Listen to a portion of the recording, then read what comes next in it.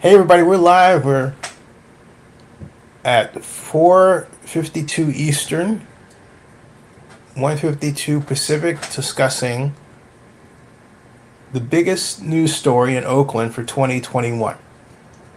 And for my vote, it is none other than this story. That's right. The FBI raid of Oakland Mayor Sheng Thao and Andre Jones, the Duong family as well, which tops the biggest Oakland stories for 2024. Now, you might be wondering, all right, if you've just got here, what this was all about and how it started and everything else. Well, I discovered from my interview with Rainier Webb, my latest one, who was Sheng Thao's chief of staff, that the FBI had been investigating Mayor Thao all the way back to December 10th of 2022, and that's when she was the mayor-elect. So already the FBI had a bead on the mayor of Oakland, because Rainier said that the FBI approached her on December 10th. And that was around the time that I was informed that the mayor had actually made up, or was in the process of making up, a reason to get rid of popular Oakland Police Chief Lerone Armstrong. So it's quite clear that the FBI, I don't know who originally tipped off the FBI. I would think, however, it had something to do with the investigation that was originally launched by the complaint that was filed by Leanna Powell. Leanna Powell was Sheng Thao's aide, who was in office, has 4 kids, and wasn't really in shape to go on the campaign trail. But California law says you can't force a city hall employee in this instance to work on your political campaign. There has to be a firewall between one type of worker and the other, and Sheng didn't follow it. Now, was that the reason for the FBI to be called? No. What was the reason? It had to do with her relationship with the Duong family, allegedly. I have to say, I know Andy Duong. I know David Duong. They've been fine people from as far as I can tell. And they have made some business decisions that, have gotten them into a place of tight scrutiny. But to this point, they've survived. However, something happened in this instance between Oakland and Vietnam that apparently the FBI feels needs to be looked at and properly investigated. Remember, the FBI was investigating this whole matter. If you think about the December 10th issue or news, before Sheng Thao organized the giant trip to Vietnam that was paid for in part by the Duong family. So they've gathered a lot of information. Whether or not it translates to actual evidence that leads to anything remains to be seen. Something it did lead to was a pre-dawn raid on Sheng Thao's home. That has never happened before in Oakland's history. Now you might be saying, what are these photographs here? Well, all the media was at Sheng's house. They were in front of her house trying to get in it. The FBI was swarming around them every place else. While that was happening, however, one of our guys, photographer, was actually at City Hall. And he planted himself at City Hall, hid in plain sight, sitting right on the steps to get into the city council chambers, and took photographs.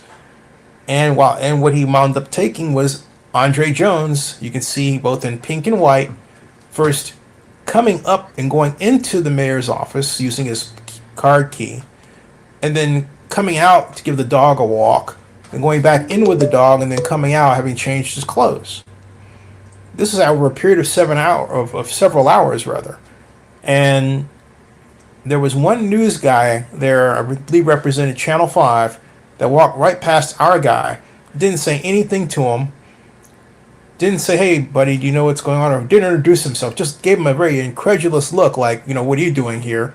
Not realizing that our guy is a legendary Oaklander whose name I'm not going to drop, because anybody who knows Oakland knows the person that I'm talking about, in his role. And we were only too blessed to have him on our team. Not past tense, present tense. He's still there. So these photos were exclusively given to Zenny 62 Media of Andre going in and out. As all the other media completely missed it. Completely. So this really, for us, was a big deal. It really put Zenny 62 Media on the map. We did an incredible job, if I do say so myself, of getting out the real story of what was going on.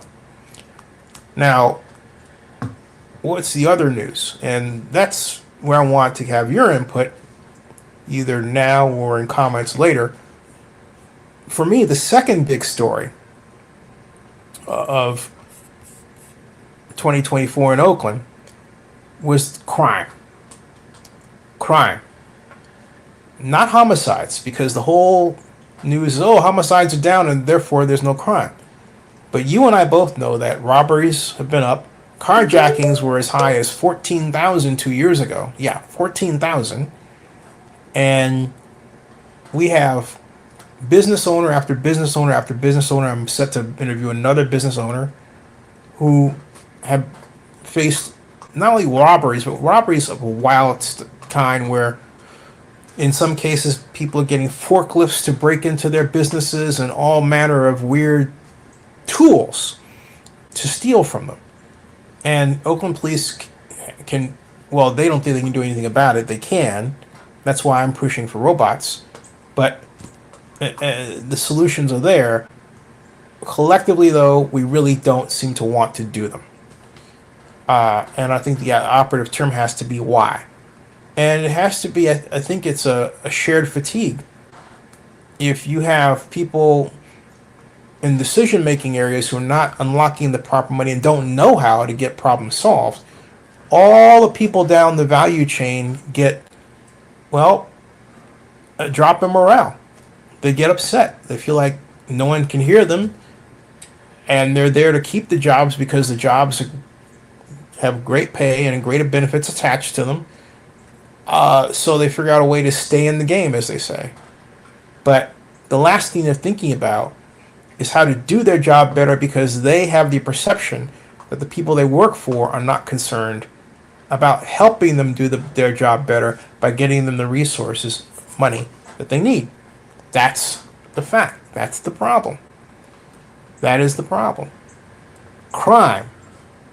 Crime to businesses, crime to residents is the other big news story of the day. So you'd say, what's the other one? The A's leaving.